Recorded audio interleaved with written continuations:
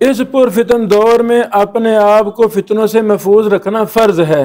बिल्कुल। जो फितनों में बह गया, जिसको फितने का असर लग गया, ये भी फितना है ना, नामवरी, बिल्कुल, रियाकारी, बल्ले बल्ले, वाह वाह, नहीं, हमें नफरत है। ये वीडियो भी एक मजबूरी है, वीडियो भी मजबूरी है, पैगाम पहुंचाना, पैगाम पहुंचाना, और कोई हमारा मिशन मकसद नहीं है। अगर इतनी ज्यादा मेहनत के बावजूद अल्लाह हमें जहन्नम में फेंक दे तो हम जैसा बेवकूफ कौन है। अल्लाह।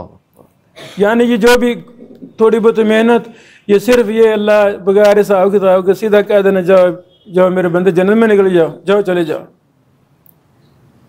तो यानी एक नहीं हजारों फितने हैं, बड़े बड़े अहले इल्म उन फितरों की रो में बह चुके हैं, कोई किसी में कोई किसी में।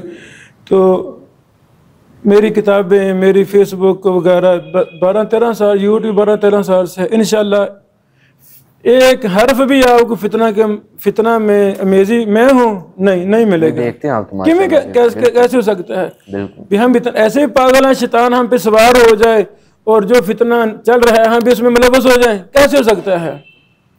रसूलुल्लाह सल्लल्लाहु अलैहि वसल्लम ने हमें ही तालीमात दी हैं कि फितने में अपने हाथों को रोक लो, वैसे ही दरवाजों को बंद कर लो, जुबानों को लगाम दो, ये सही हदीस है। तो हाथों को रोकने का मतलब क्या है, कुछ ना लिखें, कुछ ना लिखें। यानी हाथों से कितने फितने, यानी बड़े ज्यादा नौजवानों को जो एक अरसा मुझसे दौरे किए, उन्होंने मुझसे पढ़ा, फिर फितनों में बह गए। अल्लाह की कसम, वो मुस्तकबिल के मुहद्दिसीन थे, अइम्मा हुदा थे, शैखुल हदीस थे, बड़े बड़े जमातों के लीडर उन्हें बनना था, लेकिन वो फितनों में मुलव्वस कर दिए गए।